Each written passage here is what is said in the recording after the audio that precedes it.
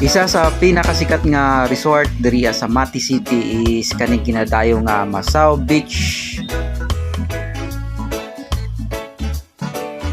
Ang nakanindot diri mga idol no is 30 pesos lang ang entrance. So barato ra gyud kaayo nya. Ma-enjoy na nimo ang ilahang swimming pool. At the same time, ang ilahang pinaka-highlight is kaning mga cottage nga naa sa dagat. Pwede kayo mo magdala og mga lechon, pagkaon, everything na gusto niyo dadon, pwede niyo madala diri ang resort mga idol no. Unya naapod sila diri ay mga rentable na video key machine. Mo ni nakanindot diri ang beach mga idol kay barato na unya nindot. Dili pod basta-basta no.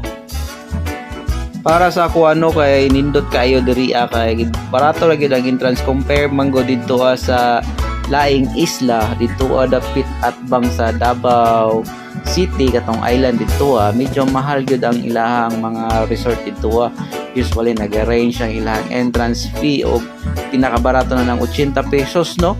Ang 80 pesos ninyo is katulang sa to Isla Beach Resort dito sa Samal Island.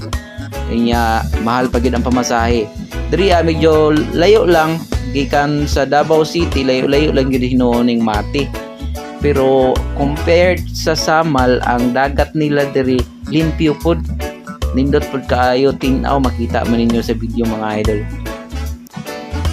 Kung mag-adto mo sa Samal mga idol is dapat weekdays kay para iwas sa traffic. So taas kayo ang linya sa mga sakyanan pasulod o pagawas sa isla sa Samal.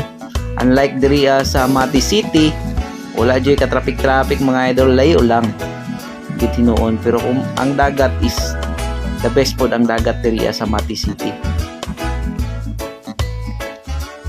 Unya ang pinaka-importante pod mga idol no is ang mga tao diri sa Mati City is friendly. Mamansin gyud ba nya pangutan-on nimo motubag gyud og tarong. Dili pareha sa uban nga mangutana ka nga isaag-saag hinuon ka. Sa klaseng tao nga na. Ambot lang ug ako ra ba ang naka-experience og ingana kanang mangutana kag tarong tubagon kag binuang.